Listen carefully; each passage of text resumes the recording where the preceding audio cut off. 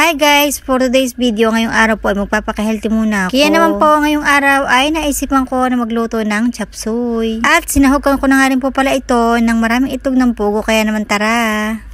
Pero bago po ako mag-umpisa magluto, syempre hiwain ko muna dito yung aking mga gamiting gulay.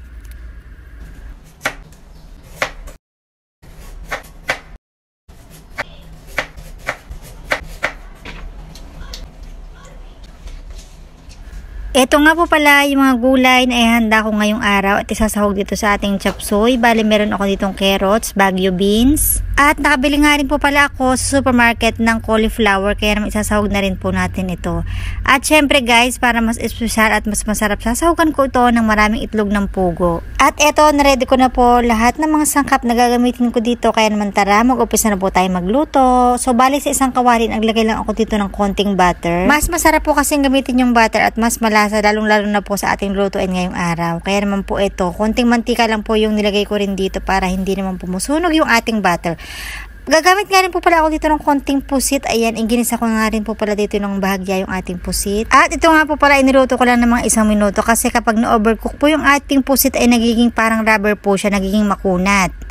Pagkatapos po niyan, inilagay ko na rin po dito isa-isa yung ating mga gulay. At sa pampalasa naman po na nilagay ko dito sa aking nilutong gulay, bali nilagay po ako dito ng oyster sauce, konting chicken powder, at saka ng white pepper. Ayan, luto na yung ating gulay guys. Kapag nagluluto nga po pala ako ng chop suey o mga gulay, gusto ko talaga yung half cook lamang. At dahil nga po nagluto tayo ng gulay, syempre masarap itong may kapartner na isda. Kaya naman nagprito na nga po pala ako dito ng salmon. Alam nyo ba na isa sa pinaka-healthy isda itong salmon? Kaya naman tingnan nyo naman, nagprito nga po pala ako dito at hindi ako naglagay ng kahit konting mantika, pero tingnan nyo naman sobrang daming mantika na inalabas nitong ating salmon niluto. Medyo may pagka-prices ng konti, pero tingnan nyo naman, diba, katulad nga ng sinabi ko, sobrang daming nilabas niya na mantika. And bali guys, yung gagawin ko dyan na isasalin ko sa garapon, and pwede ko itong gamitin pang prito-prito dahil itong mantika na nilabas ng ating salmon ay healthy po talaga. At itong oil nga po pala na ito, merong vitamin E na nakakaganda ng ating skin, and mayaman din po ito sa omega 3 na nakakatulong po ito sa mapahealthy yung ating puso. Sakto to kung masakit yung puso mo dahil sinaktan ka niya.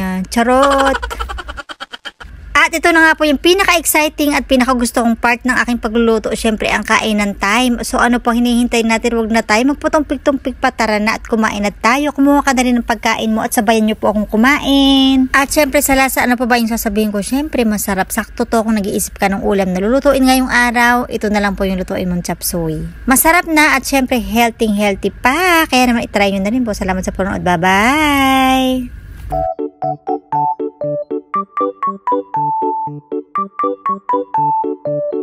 Thank you.